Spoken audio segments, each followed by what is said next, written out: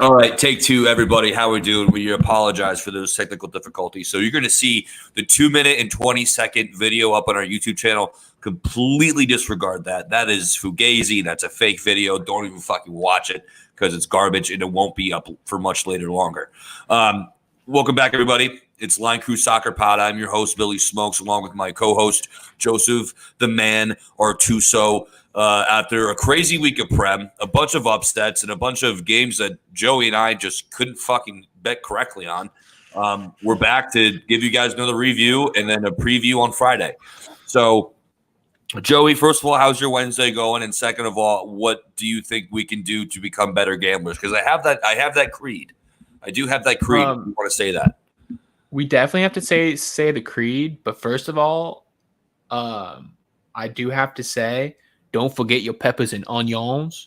That's one of the biggest keys, I think, to gambling well. And I've been forgetting my peppers and onions. So we got to get back to the basics, I think, this week, William. But also, let me just say real quick. Thank you, Arsenal. Thank you very much, Arsenal. William, I don't know if you're in the same boat, but it could have been an even worse weekend for me. And it turned out Arsenal saved me. Like, it wasn't great financially, but it wasn't bad either. You know, like, without Arsenal, though, it could have been catastrophe. How about you, William, though? How was your weekend? It was good, mate. I had a pretty good day on Saturday. Really good day on Saturday, actually. Arsenal, going heavy on Arsenal was probably my best bet of the weekend. Arsenal minus 1.5 against Bournemouth. I knew that was a winner when Martin Odegaard got that brace in the first half. So I knew I was easy rolling there. Saturday in general, a couple other games. Crystal Palace also did me a massive favor. Crystal Palace. We'll talk about all the games in depth.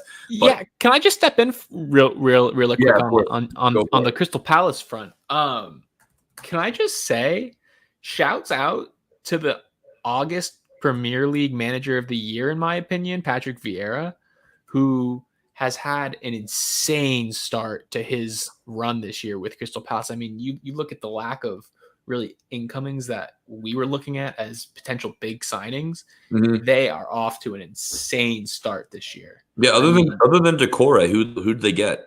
Like signing wise? I can't. I mean, I would literally have to. I will look it up because I literally could not tell you yet. With a team that basically didn't really have a lot of overhaul, kind of. And like really, no preseason either. Like they didn't really have. Yeah, I mean, so. Like, I mean, I feel like you're one looking at from a Big Six perspective. I mean, when you look at what you guys are doing in the market, what the bigger teams in Chelsea, City, nothing. We're doing nothing in the market. But then you look at I have it right here. All they brought in was Chick Decore, who's good, Chris Richards, and Sam Johnstone and Malcolm Ibiwobi. That's it. I mean, Chris Richards from the USMNT, obviously, and then Chick Decore, but. And then on top of it too, William, can I just say too, they lost Benteke and Kouyaté out of this squad.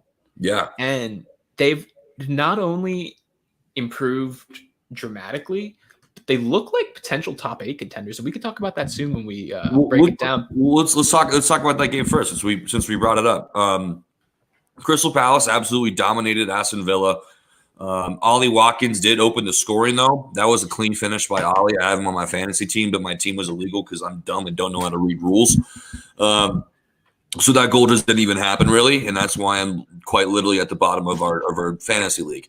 But Ollie Watkins opened the scoring, and then I don't understand how Wilfried Zaha was able to fit that in for the first goal. I mean, he was running away from goal, didn't get a whole lot of pace on it, but he was still able to squirm it past Martinez, who by no means is a scrub and is probably a top 5 keeper in the Prem. And then also the second goal, he alphaed Martinez by staring him down after that rebound. So complete domination here from Palace. I knew that was going to happen. Palace are looking good, but on the flip side of that, Joseph, On the flip side of that is Aston Villa. Now, we love to talk about hot seat, cool seat, who's on the hot seat, who isn't. Is Stevie G on the hot seat? Because he has not won a lot. He has not won a lot. You and I both, like, even you as an Everton fan, you respect Stevie G. You respect what he did for the Rangers. Like, he's a great guy, great manager, and arguably a top 10 player of all time. But it's just not working out for him right now at Villa, is it? No. And I think, too, one thing to really look at for me is I think the perfect comparison for him is Frank Lampard, in all due respect to the two, just because they came in at around the same time, to the same type of squad that was floundering. And I'm not saying Frank has done any better, because obviously Villa just beat Everton last week 2-1. So one could say that Gerrard is doing just fine comparatively. But looking at what Villa has had to spend in the last 2 weeks, and the players they have as well. Yeah. And I mean, sure, they lost Grealish, who was a generational talent, but to have $100 million to reinvest, granted those aren't Gerrard's players, but to have $100 million to reinvest with that, coupled on top of Gerrard spending $100 million this summer to get in all the guys that he's wanted. Not only has it not worked out, but I mean he's also alienated players. There's been rumors of Ollie Watkins leaving, even though he scores all of their goals, basically. There's been rumors of discontent with Tyrone Mings, and he had to give up the captaincy, which you never see in the Premier League for an English player. And granted, he gave it up to a McGinn who's been there forever. But I love John McGinn, bro. He's a fucking bulldog. Right. He's a bulldog, bro. He's just a great player to have in a squad, you know, like he's gonna show up every single day. But like, correct me if I'm wrong here, William. I mean, if he was at Liverpool, it'd be a little bit different. But Stevie G can only buy so much with his name, right? I mean, if they start the season spending £100 million in the offseason and barely can win 2 or 3 games, I mean, what are we looking at? Yeah, you're right. And also, their schedule does not get any easier. Their next 3 games are West Ham, Arsenal, and Man City. I mean, out of 9 points, I mean, they're definitely not beating Arsenal. Arsenal are way too hot, and City is City. They could maybe get a draw or a scrambling 3 points against West Ham. But, I mean, these next 3 games are going to be tough, and this is going to compound an even shittier situation for Steven Gerrard if he doesn't get it going. And like he has the talent. Yeah, like, solid players like in that squad, and I don't know what the disconnect is, but they did not look like they knew what they were doing against a well regimented, disciplined, compact Palace team that just frankly kind of dominated them from the very get-go. Yeah. Especially considering, like, when you look at the way that other managers that are coming into their second season now have been performing, and also when you look at them compared to the other teams in their like comparative part of the Premier League, you know, that 6 to 10 to 12 range. I mean, when you look at Aston Villa, they should be top 6. 1,000%. 1,000%. Their squad is ridiculous. But like, so going off of what we're talking about here, what do you think is the ramifications of Palace being good this year, though? Because I think we can now clearly state that Palace is a solid squad. Yeah. Do you think that they are the type of team to be able to potentially dethrone a top 6 team, or do you think that they're still in that 6 to 10 range? I think they're still in that 6 to 10 range. I would like them. The only way to really find this out is them playing a top 6 team. I would like to say, I mean, before Man U played Liverpool on Monday, we all know how that went. Obviously, if you haven't watched the live stream, amazing reactions. But Crystal Palace, I mean, they look fucking good, man. They look really good, and like they doesn't really look like they miss Conor Gallagher in the middle of the park. Decore was doing his job. Jeffrey Schlupp, hats off to Jeffrey Schlupp in that double pivot along with Decore. Jeffrey Schlupp, if he can add some goals to his game, who knows, man? And he's still relatively young. He's only like 27, 28. So like he's just now hitting his prime as a midfielder. But no, when it comes to the dethroning the top 6 side, I don't know if they're there yet. I mean, if it's in this whole situational for me, because like if they're at Selhurst Park on like a Tuesday or Wednesday or Monday night, I don't want to go there if I'm a top 6 club, especially if I'm like a United or a Spurs, even Liverpool at this point. Like if our next game was at Selhurst Park, I'd be shitting myself because that like it. Even though we already played Palace and they played us fucking tough, they should have won that game. Yeah, Palace had 3 or 4 clear-cut more chances than we did, and they should have capitalized. But we got away with one, and we get to Liverpool later. But let's move on to what is it? I believe it's Leicester Southampton. The only note that I really have on this game, Joseph, is that Shay Adams heard me. Shay Adams is now a listener of the Line Crew pod. With a brace, Shay Adams, the man who I said has the most spectacular misses, and I still stand by that, was somehow able to get the Saints over the line against Leicester, who, in my contention, probably should have won this game. I think they were the better team, but they just weren't able to. They just weren't able to do it, and so my question is, do you think Leicester sells off some more of those stars in this rebuild? I got a little bit of Everton last season vibes off of Leicester. Every team gives you Everton last season vibes, though, Joseph. I know. So you could say Barcelona from like 2014 Barcelona gives you Everton last season vibes. Yeah, mate. When they won at Crystal Palace, mate, we looked like freaking Barcelona 2014 when Dom Cal came on with the header.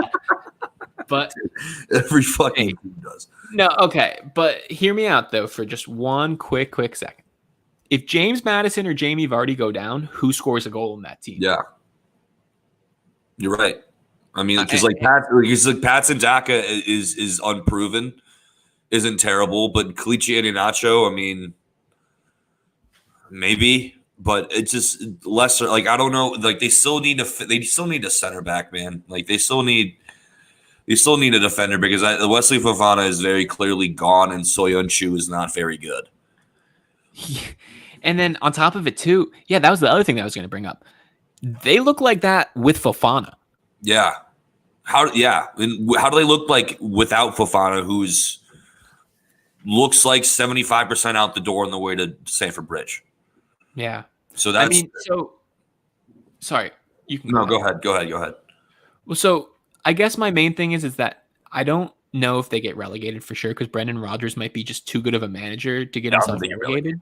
No, they're not get relegated. But if they don't reinvest in this squad, does Leicester go back to being a middling like 12th place team?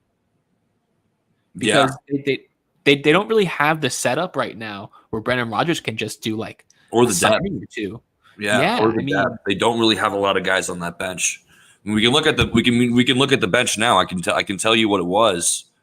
Let me pull it up from the game. It's not very good, and also but on the flip side of that, Southampton Southampton again, like you said last week, they just find ways to scrape results. And this was a team that you and I'm pretty sure both had getting relegated at the beginning of the season. And they're scrappy fucking team, man. Like this was a scrappy 4 points the last 2 weeks for them. And they honestly, they more than just deserve it. I mean, you look at their starting lineup.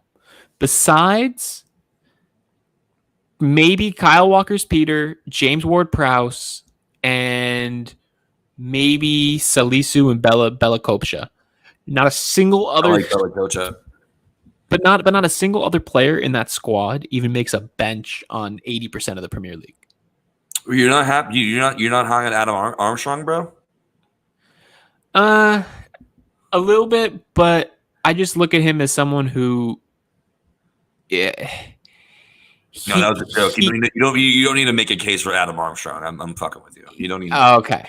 That would be the most boring case ever. You kidding me? I was about to say, like, yeah. Come on, Joseph. I'm not gonna try to get you to convince me on Adam Armstrong. All I gotta say is Adam Armstrong makes DCL look like Cristiano Ronaldo.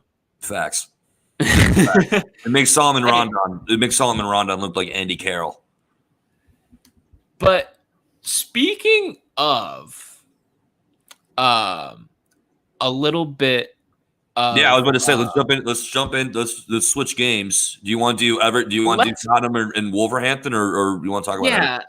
Let's switch gears a little bit. You know who I actually want to talk about real quick before we get on to Everton is Tottenham. Yeah. I think Tottenham, it was a weird result for a couple of reasons, I think. The first reason is Wolves reminded everyone, I think, that they're a solid top 10 squad this year. Their keeper, Jose Sa, is disgusting. I would take him on my team tomorrow. He gets the fucking Titanic. Like he was on one in this game, dude. He was on one. The man legitimately probably saved about 6 goals. Could have been 6-0 easily, probably. Yeah. And yet, I look at that win, and maybe you're not feeling the same way, but I looked at that win as a top 3 Premier League team coming out and just getting a job done.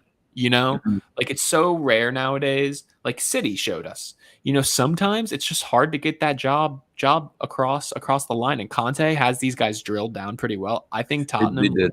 But this was such a Harry Kane goal, though, too. Like it was such fucking like it was the typical like back post, scrappy, open net. Harry Kane, all he has to do is just stick his fat fucking neck out, and the ball's going to bulge the net. Like it was such a Harry Kane.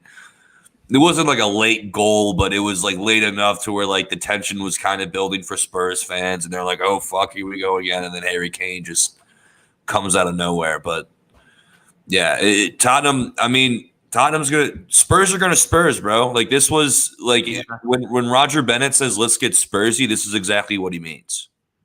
Oh, 100%. I mean, they got all 3 points and made you suffer through all 90 minutes of it. Yeah. Yeah, I agree. But yeah, speaking of suffering, let's move on to the Everton game. The blue side of Liverpool. Demarai Gray is one of the few players in my life, William, I've ever seen that can go 87 and a half minutes of pure chaos and shit where he'll get the ball one-on-one and you'll be like, just shoot. Just shoot the ball. He'll try to find some perfect pass where he looks like Ronaldinho picking out some guy, and then he'll just remember that he's Demarai Gray for like 5 minutes and play and get some beautiful ball played in by a Pickford. Takes a Messi-esque touch off of an 80-yard ball. Yeah, that was a great touch. And then one time finishes it after his touch, and people are just sitting here going, "Oh, but he's Demarai Gray." Did you see that touch? Great touch. I don't know how he did it. You can't do anything wrong with that touch, and he did it. Like you can't like if your foot is like an inch in the wrong spot, that ball is either rolling in to Dean Henderson or like the play's dead. Like it's fucked. Like he put his foot in the inch perfect spot to where you need to put your foot, and obviously he reaped the rewards. Great finish as well. Tucked it right under Dean Henderson's. I think it was left arm, just beautiful. Tucked it in there, buried it. Yeah, but like William, have you ever seen a more insanely Everton-esque player? I mean, he is just the most encapsulation of Everton in the sense of Everton will never give up, but also, God, do they love to just be awful for long parts of games and just look like they forgot how to play football. I mean, it is just like sometimes I just wish that I could just have 5 minutes, even though Liverpool has been struggling. We could talk about them later. Sometimes I wish I could just have 5 minutes where the whole team just like looks like they've trained together a couple times. You know, like that would be cool. Yeah, no, I agree. And also I had the under in this game. And I remember watching this game, and I'm pretty sure I texted you, but Solomon Rondon almost scored on like a beautiful. I forget who he turned, but he turned this Nottingham Forest center back inside the fuck out, and he just turned and then he just shot. And I thought that ball was going inside the far post. If Solomon Rondon was the reason, after I talked gargantuan, inordinate amounts of shit about him, and he's the reason why I lost my under, you would have had to put me on a no fucking flight list, Joseph. You would have had to put me on a no flight list. I would have been so fucking upset if he hit the back of the net and ruined everything. Because up until that point, like I was feeling good. I was like, all right, feeling good. Arsenal just destroyed Bournemouth. Crystal Palace got the dub, yada, yada, yada. I'm going through it. And then I'm watching that game with clenched butt cheeks because Solomon Rondon, God forbid, almost hit a 90 turn. What the fuck? I would have been so pissed. But he did it. Thank God, because it's Solomon Rondon. Isn't it nuts, though, that the last 2 games now, Onana has come on and just 100% flipped the game on its head? Yeah, when is he going to start, dude? Because honestly, I think a pivot of him and Iwobi is the better midfield duo. Well, so apparently, according to Frank, he's still just not match fit yet, which I don't know if I quite believe. But, I mean, at the end of the day, I can't not believe Frank. So I'm just going to go with him on that. And he looks match fit, dude. He looks good. Yeah, I mean, he looks solid enough. I think more than anything, I don't think Frank would say this out in the media, but him being a guy who came up as, obviously everyone knows his resume as a just legend. I think he just didn't want the whole club's expectations and hope landing on a 20-year-old kid with 0 Premier League experience. Mm-hmm. And I think he's done pretty well, but to unleash him as a starter on his Goodison debut might have been a little bit too much, just because I'm telling you right now, William, you get 60,000 Scousers screaming your name. One of 2 things is going to happen. You're either going to become a fucking legend or you're going to become a mental case. You know? Yeah. There's no in between. And I mean, like, I feel like it's been time and time again when you look at guys like, I mean, you take guys like Lukaku, for instance. He hasn't been the same except for 1 year at Inter since he went to Everton, because just, I mean, the toxicity of clubs when you come in with the weight of just a million suns on your shoulders, there's nothing you can really do. You have the hopes and dreams of an entire fan base. Yeah. On your big brolic shoulders. Well, and like, it's one thing too for like a Lukaku to get that, but Onana's a midfielder. He's not going to solve all of our issues. We still don't have a striker. If we still have to start Solomon Rondon every single week, like he said, like, granted, it would have been awful for him to kill your over, but the man is trash. He couldn't score against Fleetwood Town last night in the fucking Carabao Cup.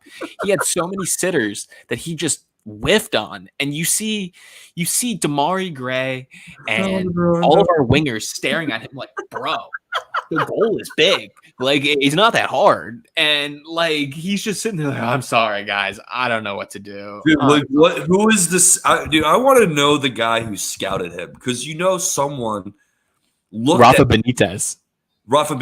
Okay, Rafa. I lost 17 games in a row with a fucking Everton squad that was worth $400 million. Benitez. And he just needed someone to fill a hole. Yeah. Jesus Christ. And now he's and that's why Frank came in, and you know what he said in one of his first press conferences? He said, quote, "We have a lot of fires here that I got to put out." I wonder what that means. One of them is Solomon Rondon. Oh, if it wasn't the absolute waste of oxygen that man is. Yeah. All right, let's move on. Let's move on though, Joseph. Unless you have anything else to add for Everton. Who do you guys play next? I believe next we have Brentford. Let's check. Yeah, Brentford away. Okay, that's a tough Not one. Looking great. Friday. Yeah, probably a loss. Speaking of Brentford, we're so good at natural transitions, Joseph. I swear to fuck. We are. Fulham versus Brentford, because this was arguably up there with the City Newcastle game, probably the most exciting game of the weekend. This game was wild. So much shit happened. This game was just up and down, up and down, up and down. Brentford should have probably won this game. But again, I said this before. After Fulham should have beat Liverpool, and after Alexander Mitrovic rubbed his nutsack all over Trent's face, Mitrovic at the back post is going to be a problem. And he was a problem this game. Like, he was just completely left unmarked. And you saw him show up in the 90th minute, just with a beautiful padded header into the corner of which the ball came from. And now he's wheeling away in celebration. Like, what? How many defenders is this guy going to do it to this season? I mean, he tore up the championship last season, and I just think he's going to be one of those guys that is such an issue that a big team is going to buy him. You know, like, I know it sounds silly, but that's just how the world works. You know, and he's only like 27. Yeah, I mean, I think he looks like he's 34. Well, but his last name's Mitrovic. Anyone who's named Mitrovic looks like they kill people for like a living, you know? Yeah, he looks like he should be in like a red Adidas tracksuit in the Albanian mob. And he goes, "Hey, you want special party favor?" Yeah, it's like he's extortioning money from like some nice corner store employee. But you know, I was thinking about this over the weekend. And I'm going to come to air with it, and it's probably a silly idea. But if you see a Mitrovic prop for Golden Boot at decent odds over 1,500, you should probably put a $10 treat on that. Oh, 1,000%. About it. 1,000%. He was not in the list of favorites to start off the year. And he's slowly turning into a real serious dark horse, just because if anyone's going to score a goal on Fulham, whether it's a PK or a garbage poach, or in your point, him bodying defenders left and right, you know, I mean, he could seriously have a 25-goal season. Completely agreed. Completely. But like Brentford, but talking about Brentford now, like they had their opportunities. I'm pretty sure it was Wisa,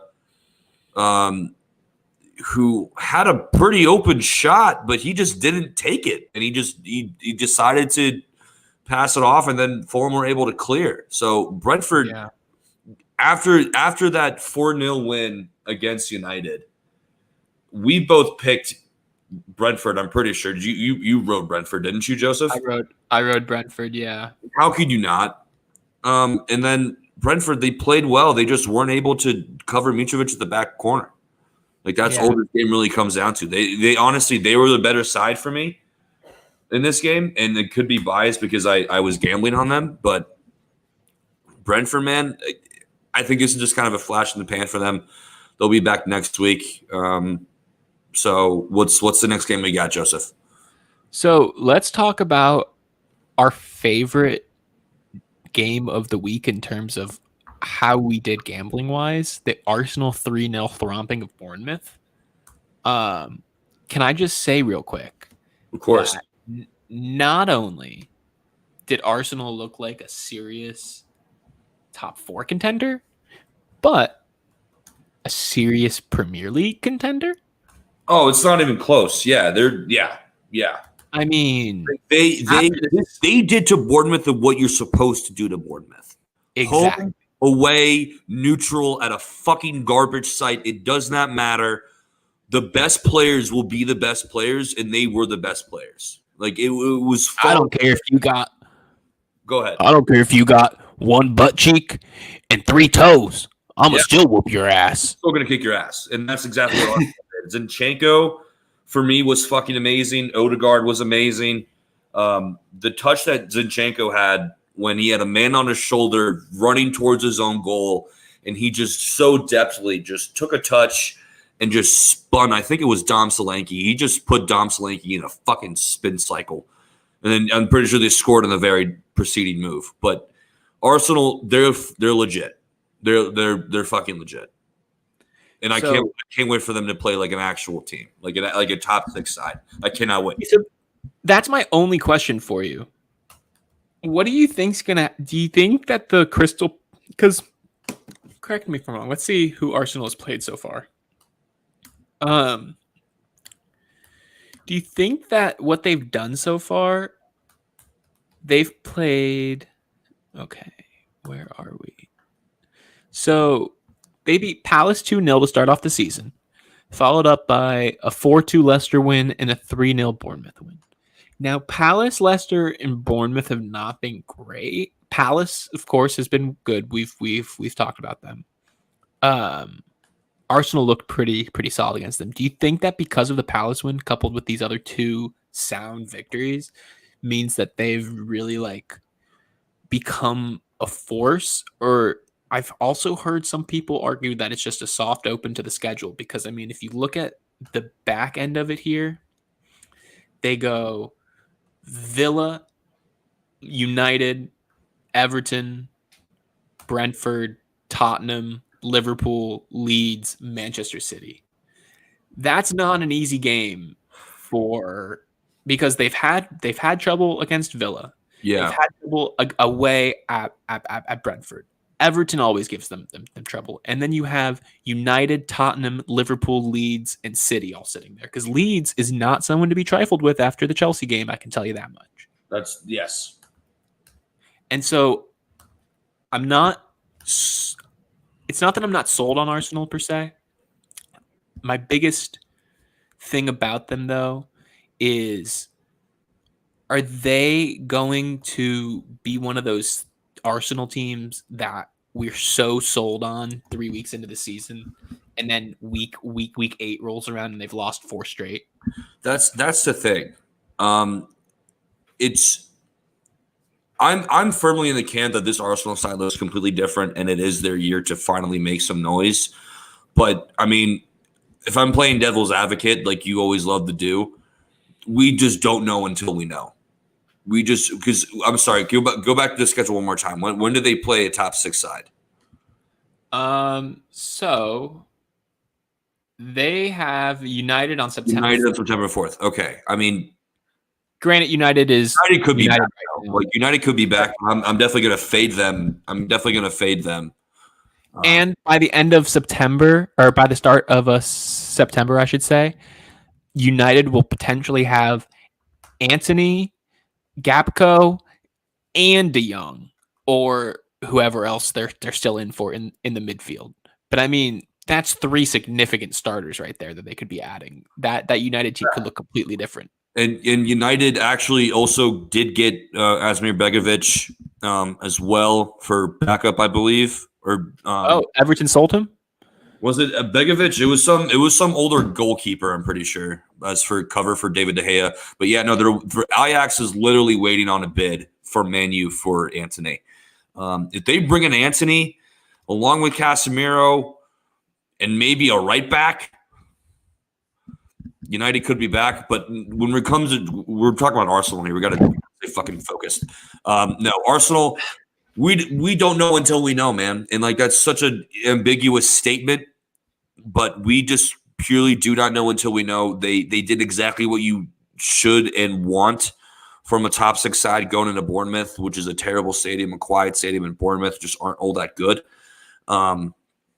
They did what they did, and they won us both some money. And I'm definitely not going to bet against Arsenal anytime soon. Oh, I agree. I agree 100%. Gabriel Jesus pulling the strings going forward for them.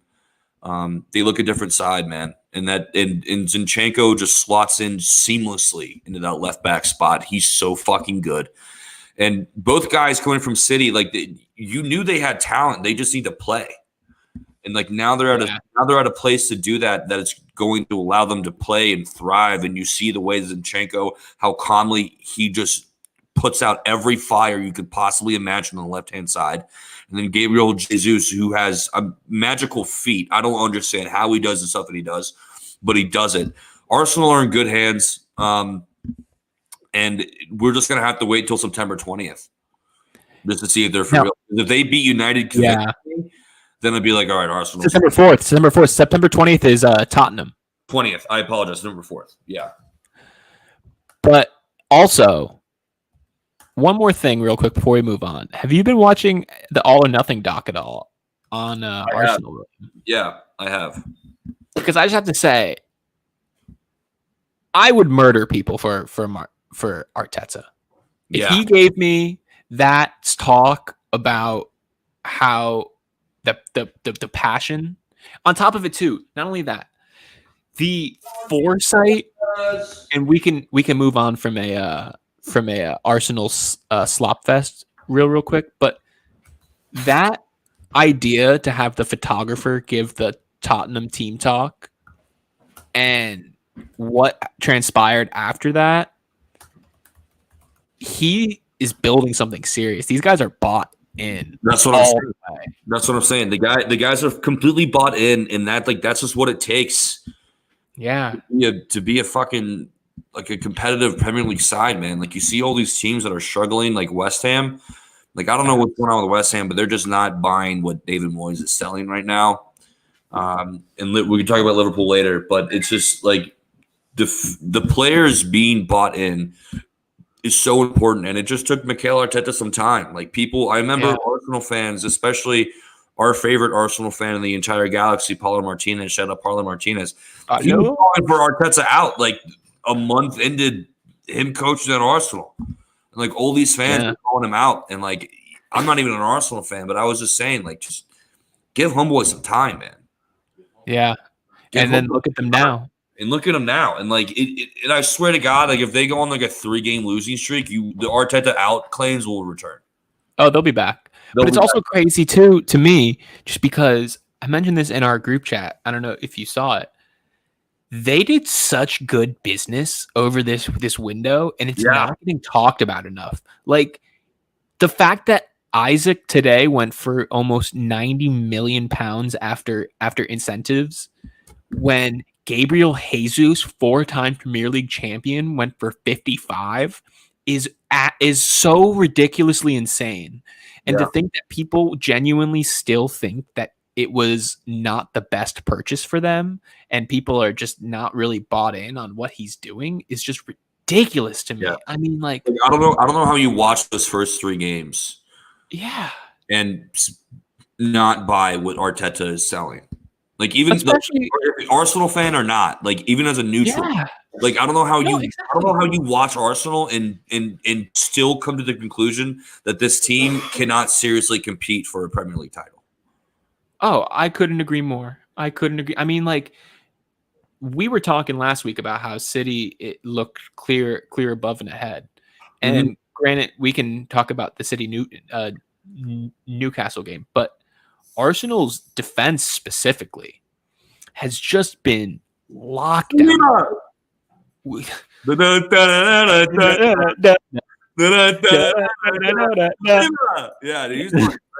he's great. And Gabriel as well, and then also and Ben White as a right back, who I didn't even think that he was able to play right back. I mean, he looks like all 4 members of a boy band, but he does the job so well as a right back.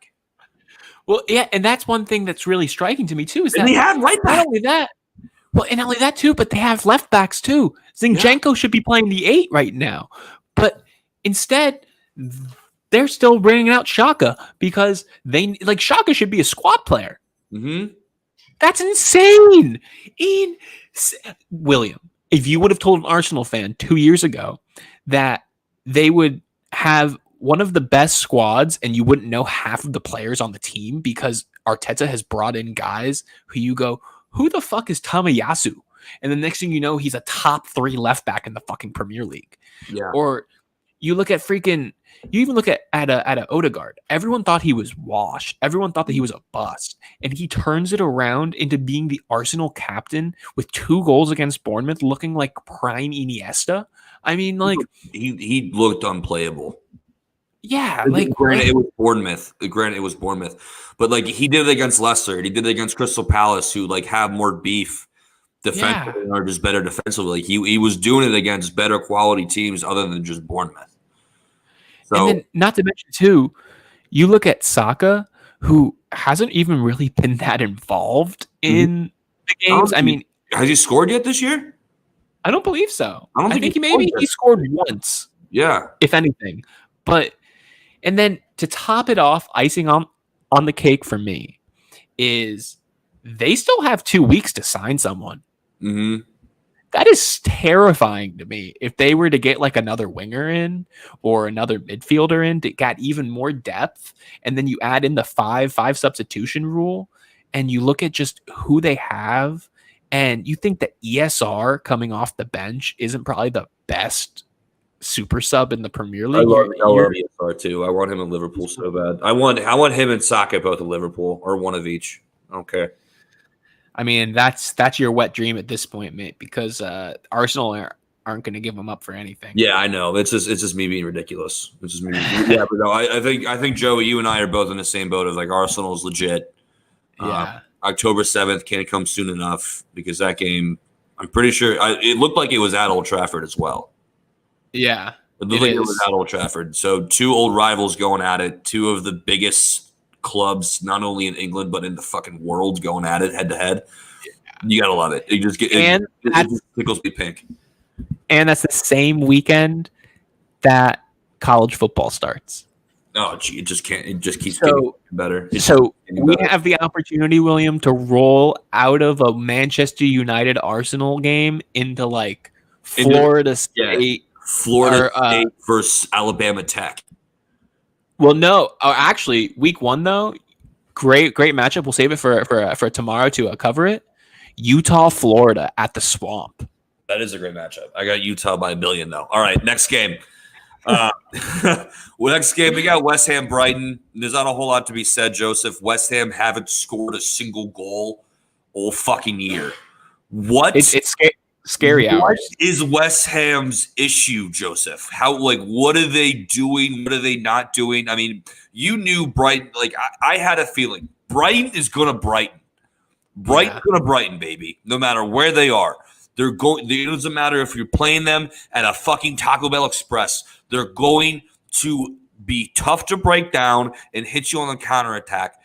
And Leandro Trossard, I thought was garbage. I forgot that he even existed. And then Alexis McAllister, who's looking like fucking world class right now. He's in incredible form. Brighton, man, just dominated this game from the very first whistle. West Ham could get the ball off him. I got one hot take on this game, and that's it, because West Ham are shit, and I hate them. They cost me a lot of money. Graham Potter, it will be criminal for him to go another year after this one at Brighton and have another big club pass him up. I'd take him at Liverpool. I'd take him at Everton tomorrow, and I love Frank. Yeah. I'd take him I think you can sit there and look and think about it, and besides maybe Pep, Arteta, and Klopp, you would replace him with any manager in the Premier League, in the world. Mm-hmm. I mean, imagine what that man could do with $100 million a year. Nuts. He'd win you the Champions League and the Prem and the Europa League and the Carabao Cup. He'd win you every trophy under the sun. And I mean, then if you even just like break it down for 5 minutes, it hurts your head to think that they not only did this, but they also don't have their 2 best players from last year, because Basuma and Cucurella just got sold. So the fact that they're pulling this off is so remarkable. And like I said, I'll say it again. But they got that Moises Caicedo kid who's on like every big team's watch list right now. He was bought for $5 million from like Ecuador or something. He was brought in for nothing, and like now they're gonna turn now they're expecting to turn like a $30 million profit on him after 1 season. Dude, that's what I'm saying though about Potter. Imagine what Potter could do at like United. Imagine what like he could even do if you just, because like, see, here's where I look at it. I think he'd be the perfect Chelsea manager. He looks like a Chelsea manager too, right? And then not only that too, mate, like the waspy, like kind of screwed British older guy. Yeah. He just looked like a Chelsea manager. Like, that was a terrible description of any Chelsea manager ever. But like, no, but like that vibe. It's like English Jose Mourinho. Yeah. But it's like I just look at Chelsea. Imagine giving Graham Potter $150 million to spend every year. And on top of it, too, you have him bringing in the best scouts in the world, building up the already amazing Chelsea academy. I mean, that would just be otherworldly, mate. Yeah, no. Whoever is in charge of recruiting at Brighton, they need to have yourself a day. Have yourself a fucking day, bro. Have yourself a fucking day. Hats off to you. All right, Leeds, United States of America. Joseph, the title of this episode is called "It's Soccer." It's called Soccer now, and by God fucking damn, it is. Hats off to Leeds United. Hats off to Tyler Adams. Hats off to Brendan Aronson. Holy shit. Have yourself a day. Those three Patriots, they need to now repaint the painting of George Washington going over the Delaware River with fucking Tyler Adams and fucking Brendan Aronson and Jesse Marsh on the boat leading the way. Because that was a brilliant performance. Leeds were all over Chelsea. Chelsea didn't have a fucking clue what hit them. Tyler Adams, when he got home, Jorginho and Conor Gallagher, along with his keys and wallet, were in his pocket. Oh, fucking game. Tyler Adams bossed it. Brendan Aronson bossed it. Jesse Marsh bossed it. It's called soccer now, Joseph. Mate, all I got to say is if I'm going to get burned by anyone, I want to get burned by Wisconsin eating cheese Jesse Marsh, my man. Yeah. You know? Brendan Aronson from a park in New Jersey. I mean, dude, think about where Chelsea was even last week. Yeah. Coming off of a Tottenham draw that they should have won. Everyone thought this game was a wash. And Jesse Marsh brings his boys in and wins 3-0. Not included. Yeah. We both picked Chelsea running away. We both thought that the over was going to hit, which it did. It did. But end of the day, William, here's the real question I have for you. Tuchel out? Is Tuchel on the hot seat, Joseph? He has to be. I mean, he has to be. This American owner probably would want his own guy in there. You said it. You said it a couple pods ago. This American owner who is doing pretty much everything in the back office for Chelsea. He's recruiting. He's making deals. He's bringing in new staff. Doing everything. There has been no divide and conquer at all with this Chelsea front office or back office. Tuchel out. I think there's definitely some weight to it. I think that I don't think anyone's going to get fired before the World Cup unless if it's like just absolutely abysmal. Like if Tuchel doesn't win a single game from here to fucking, I don't know, late October, then maybe. But Tuchel out, it's gaining weight fast. If you look on Chelsea Twitter right now, it's not good. It's bad. It's like the scene in SpongeBob when like inside of SpongeBob's brain where there's just flames and papers being thrown from file cabinets. Like it's panic mode right now. Like the panic button for Chelsea, it's closer to their person than it is to a Liverpool's person. Like I agree in terms of the panic button. I have a good analogy for you. A Colin Cowherd-esque analogy for you. Oh, here we go. You know who this Chelsea team is reminding me of?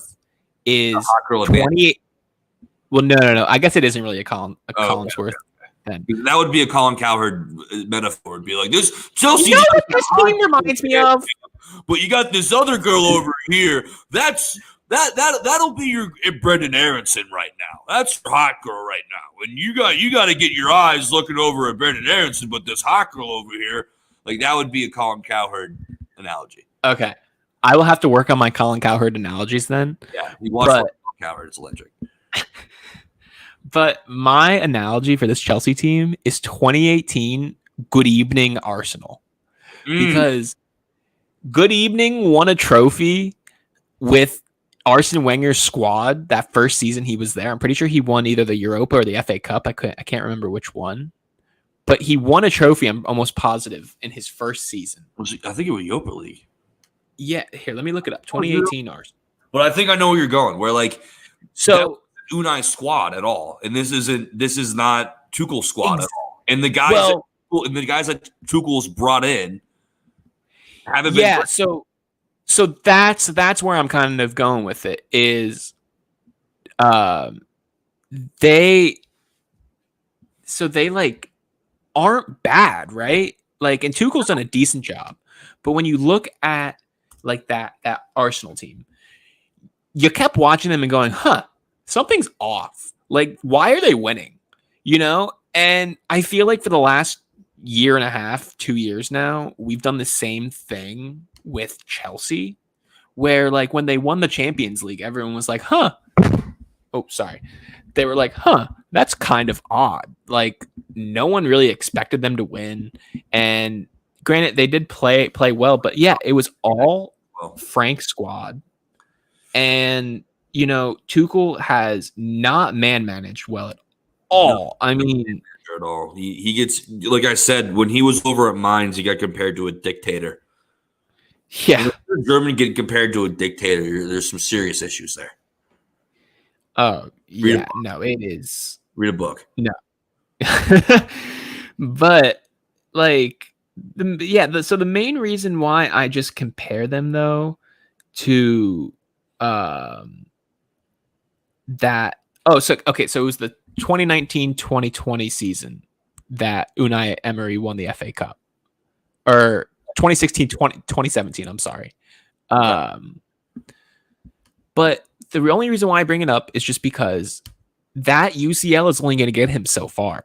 And he won that UCL under a different owner. So Bowley, I'm pretty sure is his name. Why does all these Chelsea fans just assume that he owes Tuchel some huge favor of keeping him on the squad? Like, I really can't grasp that in my mind, just because every other financial takeover that we've seen, from Newcastle all the way up to like a Liverpool Fenway Park takeover, they bring in their own guy. And so like, that's kind of another reason why I look at a Graham Potter or someone as a serious manager, because Bowley doesn't know anything. He's an American baseball owner who saw a good business potential to get Chelsea about $5 billion cheaper than what he would get it on the open market. Exactly. So, I mean, I genuinely think he's going to have to bring in someone who has a serious track record in academy and transfers, just because when you look at Tuchel, he couldn't win at PSG back in the day when they had the squad before this one with some serious talent. I mean, he was there, I'm pretty sure, when they had with the Cavani team that was phenomenal about 4 years ago. Yeah, he lost to a Liverpool team with the Bobby Firmino that had one eye. Yeah, and then they got booted out by Manchester United, a really bad Manchester United, by a Rashford penalty kick. Yeah, and he did the same thing at Dortmund too, where he wasn't bad, but he won with Klopp's team. Like, end of story. Yeah. And like, I still rate Tuchel as a manager, though. Don't get me wrong. I still think he's a good manager, but like, I just think that tactically, he's so abrasive. Like, if you watch his interviews, he's just kind of a prick. Yeah. Too. But like, also, like, man. But like, tell me if I'm wrong too, though. But like, when have you looked at Tuchel and thought, outside of his tactics, that he's a good team builder and that he's a good man manager? Yeah. No, there isn't a single example of that, really. Yeah, and like, you look at all the great Chelsea managers, they're all great man managers. You know, like, you look at Jose parks the bus for the most part, but he'll get those guys to park a bus better than anyone you've ever fucking seen in your life. Yeah. Like, I want Jose Mourinho giving halftime speeches to Michigan when we're down to Ohio State 62-10. Oh, you guys will gouge so many eyeballs by the fourth quarter that they won't be able to see. Oh, yeah, dude. No, but Joseph, I couldn't agree more with you. But on the flip side of that, let's talk about a good man manager, a leader of men. a true American, a patriot, a hero. Captain America? My father, Jesse Marsh. Okay, serious question for you. Jesse Marsh, dude. Dude, serious? Did you see that Gronk spike after the third goal? Yes, of his water bottle. He's bringing that should be a celebration. Brendan Aronson or someone should that should be their celebration from here on out. There's a fucking Gronk spike. We need Gronk spikes in England. We need them. Serious question though for you, mate. If he does well, would you consider this? Because I heard this idea floated, and I don't know if he would do it. Getting his credit score tattooed, yes. Would you allow him to manage the U.S. men's national team too on the side, like a FIFA career mode? 1,000%. Because I think Greg Berhalter is kind of a poser. I agree. I think he has cool shoes, but that's all he really brings to it. Like he's just kind of, and he's a cool guy. Like he's probably a good man manager, but tactically and. He relies on the MLS way too much. Kellen Acosta should not be starting at all. But I mean, not only that too, but you look at Jesse Marsh. If he could do that with a Leeds team that obviously is good, he can win CONCACAF competition without even having to be that. Yeah, if he can beat Chelsea, he can beat Haiti in a CONCACAF playing. Thank you.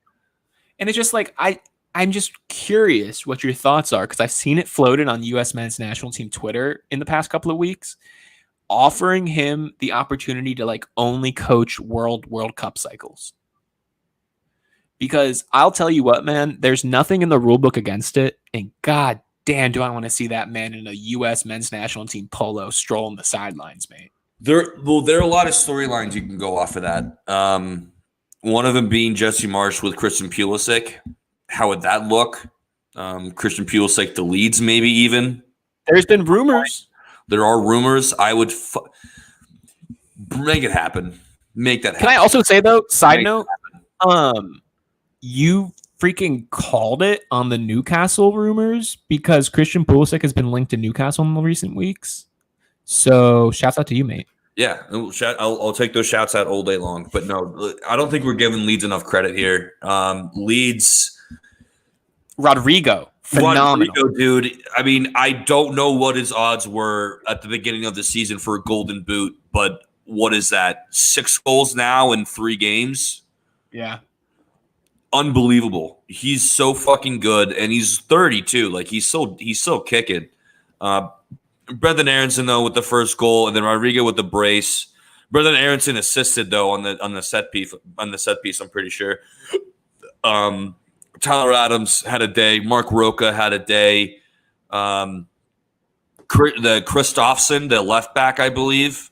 Oh, he's good. It looks like he had his eyes gouged out. I mean, he's a tank. Leeds, man, they're legit.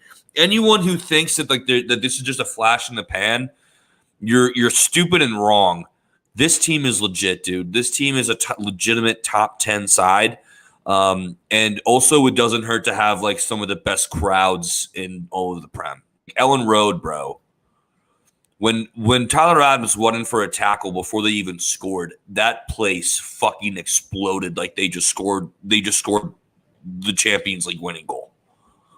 Dude, that place is electric.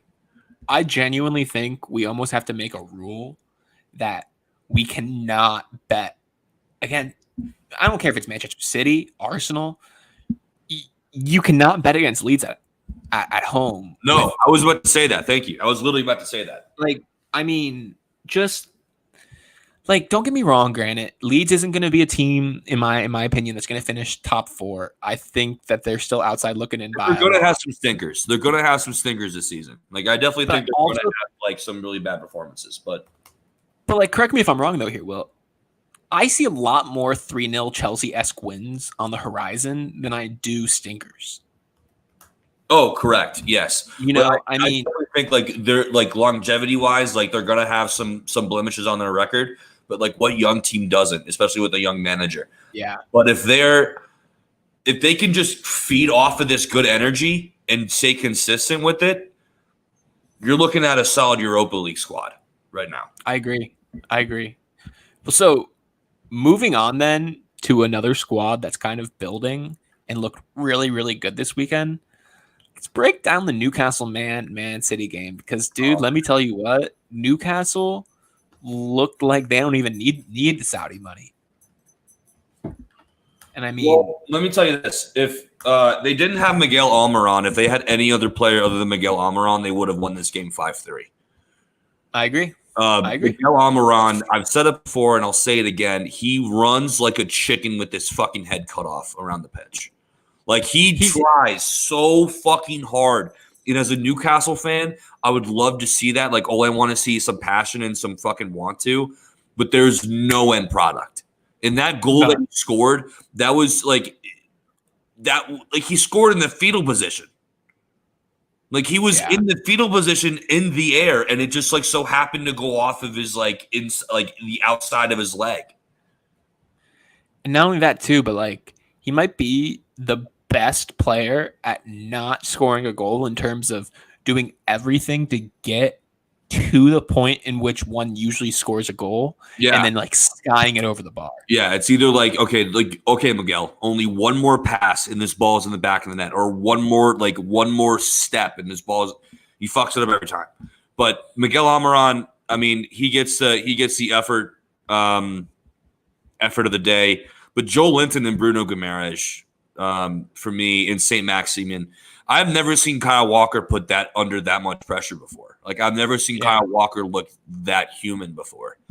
And it was a problem because of the way that City play with those so like high and like inverted fullbacks, that there was so much space behind them, and only so many wingers can expose that space. And St. Maximin is doing that, and he's doing it all with the Gucci headband on. He's torching Kyle Walker with the fucking Gucci head. That's my rent on his head, bro. And he's doing all of that with the fucking Gucci headband on. And he probably should have scored this game. Dude, the craziest thing to me, though, out of it all, and I don't know if it's something that I quite believe even myself, but it's a hot take that I'm just going to say. Was Nathan Ake the answer to everything, though, for Manchester City's little 2-2-2-2-2, whatever that formation is? Because the minute he came out of the game, it changed completely. Yeah, Ruben Diaz did not look good. Ruben Diaz had some issues. It's funny because his documentary just now started to pop on my TikTok For You page, which is kind of funny. You know, a player's going to go downhill if they put out a documentary. But yeah, no, I agree. Nathan Ake, he looked. You're right. As soon as he came off, everything just kind of fell for Newcastle, and then, but of course, City. You saw it last year in the last game of the season, like when they needed to win to win the title. Yeah, and they just flipped that switch, bro. Like, I don't know what that switch is mentally, because coming out of halftime, Newcastle scored. Yeah. Trippier hit that absolute banger of a free kick. So it wasn't Pep's halftime talk that did it for him. Like, it was just like mid-game, flip the switch. Like, all right. Then Kevin De Bruyne and Bernardo Silva are like, oh, yeah, that's right. We're like two of the top 5 best players in the world on our day, and we're just going to cause havoc. I mean, I just think that there's literally so much talent, too, in that squad that, like, it's not even a matter, in my opinion, of whether or not they can win the game. It's more of, like, will they get up for it? And I genuinely think it's one of those things where, like, once they got punched in the face after halftime, too, they were like, oh, shit, okay, we actually have to, like, seriously try. Yeah. Because I do think that Pep has this innate ability of being able to get guys bought in when you're like, dude, it's fucking August 25th. Like, take a fucking chill pill.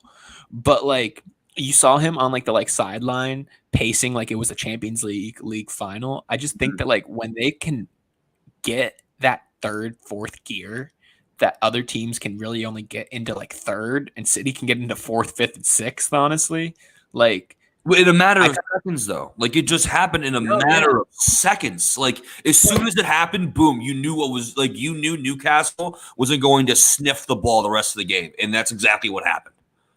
Yeah, but I mean, like, I'm not taking away what you just said because you're spot on. But, like, you look at City's entire game. I mean, until Ake went out, they looked like they were going to win 3-0, 4-0. When they scored in the first 5 minutes of the game. Yeah. Gundogan. You and I were texting back and forth. Ilkay Gundogan to score every single game for City is such a good bet because he's such a good scoring midfielder, and it just finds himself on the end of those balls like that just kind of seem to like slip by everyone, and he's just there. You know what I mean? If you get him so many of those goals, dude. And if you get him plus 2,000 every single game, like he usually is, you're just going to make hand over fist. See what happens, dude. Because like more often than not, you're probably going to win. If you win twice on an anytime at plus 2,000 with $5 a pop, that pays for your entire season. Yeah, of betting that. You don't need it. You like go ahead and get that Airbnb in Bora Bora. So here's my final just thought for you to chew on. Was that a game of Newcastle? That was their like Super Bowl. That was their like Champions League final, and so that's why it looked that way. Or did City kind of just sleep away the like first half and kind of wake up to like reality? I think it's a bit of both if you put it that way. I really do because I think that Newcastle, because like you and I are a big fan of stadium atmospheres. And like before that game even started, Joseph, I think it was you that texted me or someone texted in the group chat that this crowd is fucking bonkers. Like it gets ape shit at St. James Park. Like at Little St. James Island, it gets fucking ape shit. So I think that this was their Super Bowl. It's interesting to see like if because like who do they play? Like who do they have next game? Like if it's like they got Wolves next game. That's a tough game at 9 a.m. That's a tough game, and it's at Wolves as also as at Molineux. That's a tough game, dude. And like, let's see if they can kind of come off of that hangover because like being up 3-0. I don't care if you're up 3-0 against. You can be up 3-0 against anybody, and you don't win. 3-1. What do you mean? Well, because Gundogan scored. Oh, I'm sorry. Yeah. I apologize. 3-1. Still though, like 3-1. Yeah. And it was the 54th minute, and like you don't, and like you're not getting away out of there with like a 3-2 at absolute worst. Yeah. Like sure, it's against City, and like we just said, like they do have that switch they can just kind of tap into at any moment. But like that, you need to win, and like I think that's a hangover in and of itself. And then getting so high to play like the best team arguably in Europe to playing Wolverhampton. Yeah. Like mentally, that's a really tough transition. And like we can talk about more in the review, and I think I know which way I'm leaning because of that point. But also like I don't fucking know jack shit, so who the fuck knows? But no, I think it's a bit of both. And also like with the City first half thing, I think it was just like they fell asleep, dude. Like yeah, it looked like they were on their way and coasting after Gundogan scored, but the way that City have those inverted fullbacks and the way that Maximin can just expose that. Because like if you look at the Newcastle game, everything went through him. Oh yeah. It was always him picking up the ball and running at Kyle Walker. And I genuinely was a serious problem for Kyle Walker to deal with. I genuinely think though that might have just been Eddie Howe's genius managing too, because I think that's going to be probably one of like with the Gucci headband on.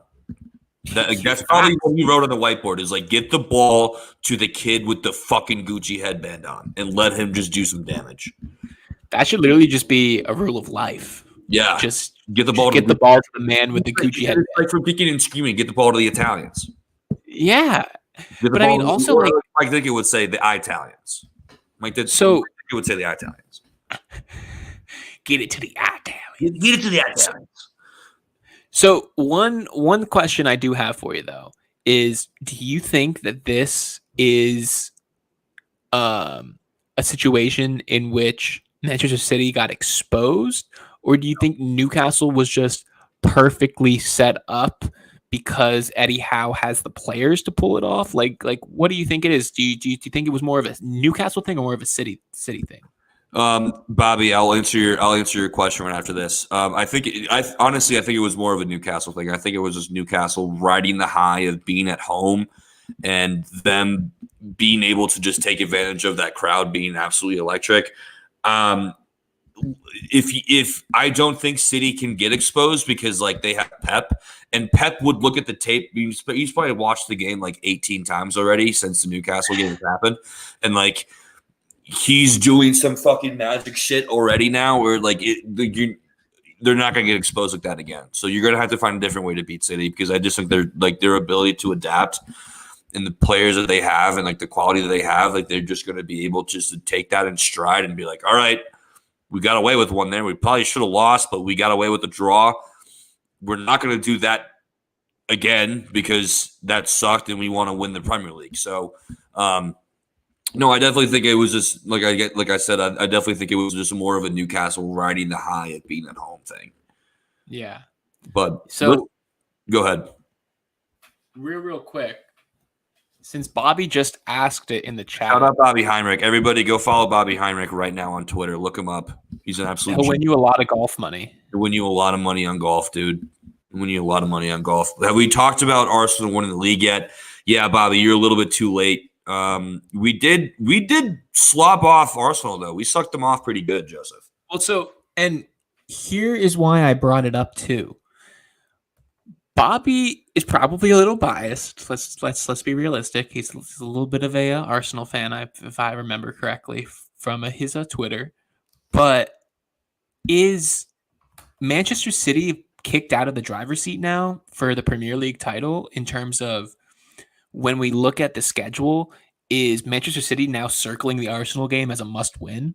Because I mean, obviously Arsenal's going to want to win every single game against Manchester City. Yeah, but if Manchester City looks like that a couple more times, I mean, and Arsenal's schedule isn't easy, of course. Everyone plays the same teams, but I mean, you could be looking at a situation where City, because of this early gaff, could be looking at a 3 to 5 point differential going into their matchup. You know? Yeah, no, I agree. I definitely think that both teams have that game scheduled circled on their schedule. But because Arsenal haven't lost yet either. They haven't. Yeah. They have Newcastle, but they haven't. Arsenal's only won. Yeah, 3 games, 9 points. So I definitely think that both teams have that game circled on the schedule, and I definitely think that it's right now. It's a 2-team race for. I mean, really overreacting, but it's a 2-team race right now for the Premier League title for sure. So, since you say it's a 2-team race, let's move on to one of the teams that everyone thought was going to be the second team behind Manchester City, near and dear to your heart. I'm sorry to bring up the PTSD here, William. But let's just talk about that Manchester United Liverpool game, because I love you, buddy. But I told you, man. I told you guys don't have anything on the bench. And I hate to say it too, but I told you about the midfield too, mate. Like, I just look at the squad and, there's just something missing out of the Liverpool team. And, I'll let you go into it a little bit more in a second, but just real quick. I mean, what is Klopp going to do? Because, you just look at who they've played. Manchester United, granted, they looked a lot better, but that was a team for the taking there. I mean, they looked good in the first 15, 20 minutes, but they really kind of leveled off at about the 30-minute mark. Liverpool could just never really get that lethal blow on them. Yeah, no, you're right. And also, like, we never looked like we were going to even tie that game, really. Let alone get a consolation. That was just a really good header by Mo, and we just kind of got lucky. But like, what the fuck are we gonna do? Seriously, like we don't have any other choice of a midfield 3 that leaves out Henderson and Milner. And those 2 players and Robertson and Bobby Bobby, and like that's the thing. Those are my four. Like those are four of my favorite players on this team. I love Bobby. I love Hendo. He's also my father. I love James Milner. I love Andrew Robertson. Those four guys for me, and you could throw Van Dijk in there. Which right now he's Van Disney. Can I also bring up Trent? Disney right now. Okay, he's on fucking Splash Mountain eating a fucking Mickey Mouse shaped fucking popsicle right now. On Splash Mountain with his hands up. He looks awful. He looks out of form, out of shape. And those four other guys that I just mentioned, Henderson and Milner. Like I love James Milner. Don't get me wrong. I think he gives his heart and soul for this fucking team. And so does Jordan Henderson. But sometimes being the hardest working kid in gym class doesn't always get you the hot girl. That's a fucking Colin Cowherd analogy. That doesn't always work, bro. That does not always work. James Milner he just tries too fucking hard. And Mo playing off the shoulder of the last defender instead of getting involved in the game more worried me. It worried me. So no, I don't know what direction we go in. Like I don't want to panic. I promise, Joey, I'll let you go. I don't want to panic. No, you're good. Only the third game of the season. And like I'd be dumb to say anything rash like, oh, Klopp out. Oh, there goes the season. Like, no, it's a third game. We will get better from here. It is only up from here. So in which direction is up? Don't know yet. Yeah, so that's my main question for you now. Is this just a little situation where Klopp just has to realize that his guys have won just about everything underneath the sun, and so now there's a little bit of complacency setting in? Or is this DEFCON 5, holy shit, half of our squad is bad now type of panic mode? Because, I mean, if you look at it too, you could see a situation in which, maybe not all of them yet, but a good portion of the guys that you have just mentioned who are being relied on quite a bit right now are in that age range where injuries and or just lack of form could really start showing, Yeah, I'm not worried about the age or the form thing, consistent form thing with Robo, because like Robo, like he's one of the best left backs in the Prem, if not in Europe. Like Robo will be fine, but when it comes to, but that question does, in my eyes, it does come to the midst of Jordan Henderson and James Milner and Roberto Firmino. I think Roberto Firmino has seen a pretty steady fall off the last couple of seasons. Where like he's just not linking the play up as much as he used to. Yeah. And he's also just not scoring goals. Yeah. Like he's just not fucking, like he just doesn't score anymore. And James Milner, like I said, bro, like he tries so hard and he runs so much, and like I love his leadership, but like it's so hard to be the guy in the locker room to set the standard when you're below that standard. That's why the Heat just don't play UD. When you yourself are trying to enforce a standard that you can't even get to, yeah, you need to go to LA Fitness and look in some mirrors, bro. No, literally. I mean, also like, and ask, who the fuck am I? And honestly, he should definitely consider retirement at the end of the year, because like he just looked miles off it. And Jordan Henderson, ever since he had that fucking documentary made, ever since then, ever since he made a documentary of saying, look how cool I am, and look how sick I am, and look how big my fucking dick is in my Liverpool shorts, he goes to shit. Stop making documentaries.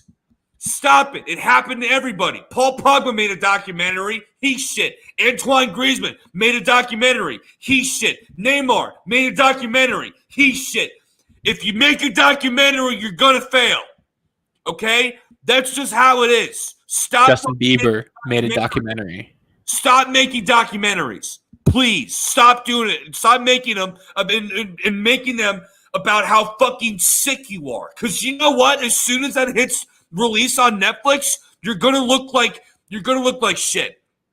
you're going to look like an asshole. Because James Miller and Jordan Henderson right now, I said this on the stream, they couldn't even get into Portsmouth's B team with the way they're playing.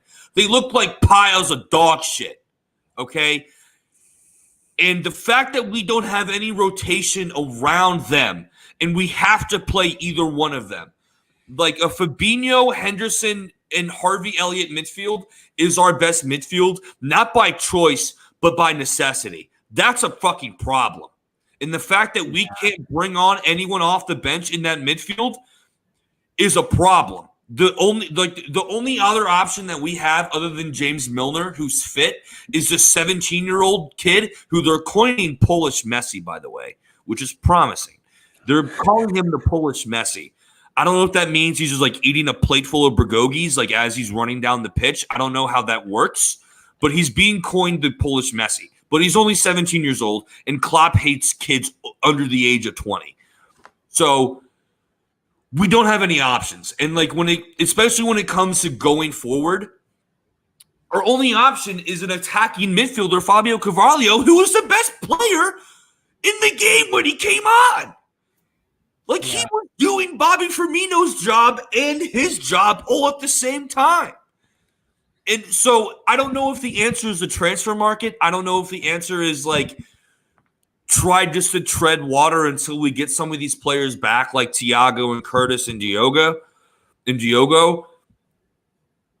But like 3 players isn't enough. 3 isn't enough. 3 isn't enough, but like also we have like 7 other guys that are injured as well. But none of them, but like we need 2 more guys in this transfer window. If we want to keep pace, like realistically, because if we do not, and like you said it before the pod, Klopp does not want to sit through a rebuild again. Like he does not want to rebuild the squad again.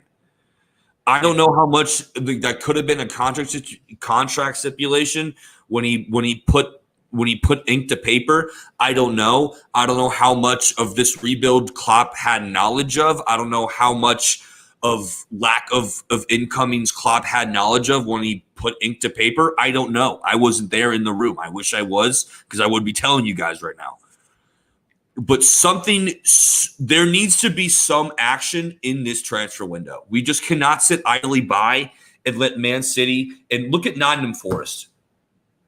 Like, I'm not saying we need to bring in 15 guys because, like, there's obviously not enough time, and that's just not going to happen.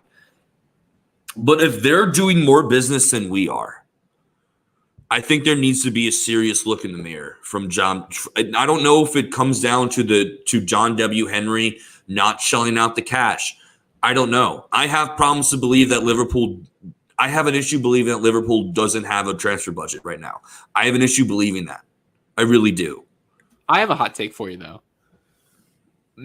Maybe, and this is just an outsider's perspective, maybe Liverpool were just too much whale hunting this summer in terms of trying to get Bellingham through or trying to, I mean, they ended up getting Nunez, which was a decent pickup. But my whole question is, I'll get to it now, is how do you think this window has gone in terms of when you bring in $100 million player and it's not even really that much of a need considering the fact that when Yota's healthy, I mean, Nunez barely even has a spot in the squad, let alone or in the starting 11. Yeah, because I would start Jota over Darwin Nunez 1,000%. Yeah, and so like my whole question is why weren't they in for like a Calvin Phillips for $55 million? Why weren't they in for a Onana for $35 million? Why weren't they in for, the list goes on and Renato Sanchez, all these guys that have been linked. Amazing in Liverpool's system. Yeah. Renato Sanchez, he would fit seamlessly because he's so progressive and he also wins the ball back, which is what we need. We need a 6. Well, we need an 8 who could also play the 6. Like someone who can win the ball back and progress the ball to our attackers. Renato Sanchez does both brilliantly if he can stay fit. But no, Joseph, you're right.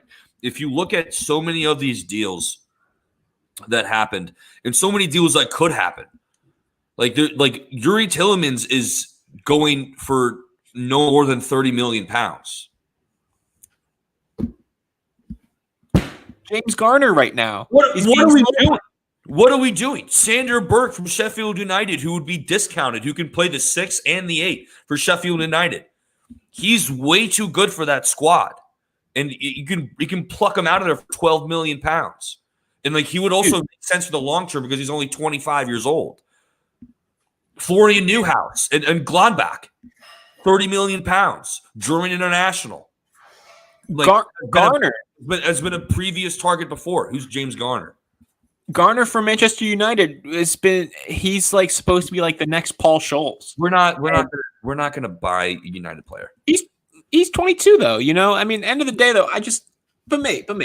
I see what you're saying. There are so many options, and there's so many. We can have an podcast of who Liverpool should buy, but for Liverpool just to sit idly by, and I think they're finally now getting their heads out of the ass because I think Dortmund is looking at Naby Keita seriously, and they're supposed to put in a bid for him later today, or at least tomorrow. At least your mic cut out. Oh, my mic cut out. Can you hear me now? Yeah. All right, sorry. I said Dortmund. Dortmund is seriously interested in Naby Keita. It's still off. My mic is out. Or at least I'm not getting sound. Can you hear me now? Yeah, I got you now. Sick. All right. Try this again for the third time. Borussia Dortmund is seriously considering Naby Keita as an option, even though he's injured all the time. But I think that now we can't wait for a player to go. We just need to go and grab someone. Grab a winger and grab a midfielder. Do it now, please, because the depth that we have is non-existent, and once the players return, they're just going to get injured again. Thiago has proven to have history issues. Same with Jota, even though he's a world-class player. Oxlade-Chamberlain, the man can't stay healthy. The man literally wakes, he gets out of bed and he tears his ACL. He tears his hamstring by brushing his teeth because his ass jiggles too hard when he fucking moves. There's too much torso movement in his form and brushing his teeth. Maybe he should switch to a crest line instead of crest. I don't know. But Curtis Jones even has proven track record of not being able to stay fit. Ibrahim Konate not being able to stay fit. So we need to bring in guys, yes, and need to make sense for not only the short term, but the long term. And I think there are options out there in this window that check all the boxes. Short term, long term, will stay available and also affordable. Those are the four boxes you need to check. One last question before we move on to a United. Are you more in United? Yeah. Well, we can just talk about it. But real quick, are you there's three options that I'm going to lay out for you. Are you in favor of going big in the final weeks of the transfer window with almost one could argue a panic buy, but $80+ million splash midfield player? Would you prefer them to go with a short term, maybe 1 year, find a free agent even? Just because, for instance, Ander Herrera was dropped today by PSG. He might be a potential just squad guy, But so I guess that's another option. Or then would you rather just sit it out and just ride it out with this squad? Because those are three decent options, but you also look at what everyone else has done around you guys. You guys just haven't added enough depth, especially with now the 5 subs issue. Considering that, I don't think you guys have used 5 subs all year yet. No, we haven't.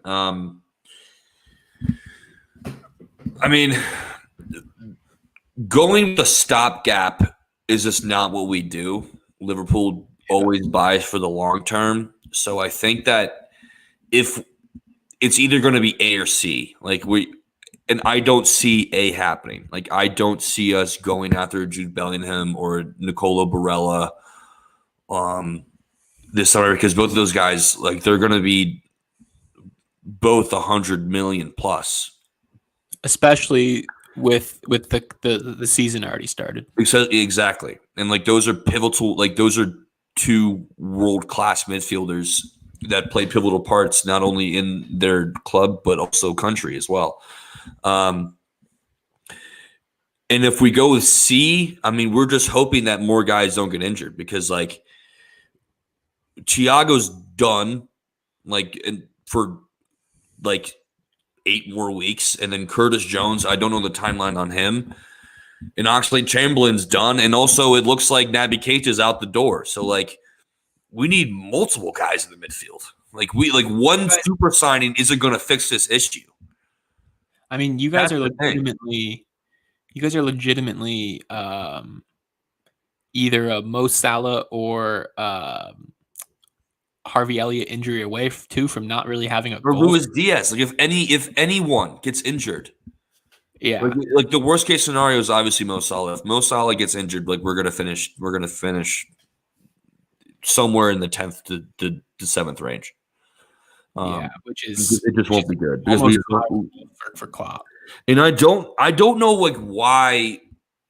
I mean, obviously it's worked for us in the past, like the way that we do transfer business. But if we can just, like, be a little bit more risky, like take a little bit more risks and just shell out a little bit more cash. Like, I know it's easy. It's obviously easy to said than done, but, like, being screwed is what got us here in the first place, though. Like, the reason why we didn't being complacent in the transfer market is what got us in this conundrum in the first place. And the only thing that's going to get us out of this is bringing somebody in. And then on top of it, too, I will say, just to broaden the horizon a little bit, too, on the Fenway Park group, their biggest issue as the Red Sox owner have been the whole idea of when to cut bait and when to keep your star guys. Because you look at Mookie Betts, they let him walk, yet they're still paying David Price, Chris Sale, all these old guys who Chris Sale hasn't played baseball in forever. Like, I'm pretty sure hasn't he been injured for like 3 years straight or something? He's had 3 innings pitched in 3 years. That's so unreal. I just look at the whole situation as Chris Sale is our James Milner. Yeah. And the Red Sox have just been like, I just look at this as one of those situations where you guys have to realize that there's issues. And I think that, unfortunately, I could be wrong, but I just think that from an outsider's perspective, there's too much of an echo chamber of Klopp is always right. Mm-hmm. But I think people also need to pull off the blinders and realize that Klopp isn't even really running the transfer show, because he said multiple times in news conferences basically that he wants more players in, and they refuse. I don't understand where the frugality comes from. I really don't. Like, I don't know. It's getting to almost DEFCON 5 point, William. Yeah, like the panic button for me, like, if you're gonna ask me where the panic button is, it's out, and I'm in the same room as said panic button. You might have put it on said desk, but you're not sitting at the desk yet. Correct. I took it out of its box and I put it on the desk, and now I'm not looking at it yet, though. I'm not looking at it. If we don't win against Bournemouth by at least 2 goals, I would be sitting at the desk with my hand hovering the panic button. If you guys draw Bournemouth, you're definitely pressing it, right? Oh yeah. Yeah.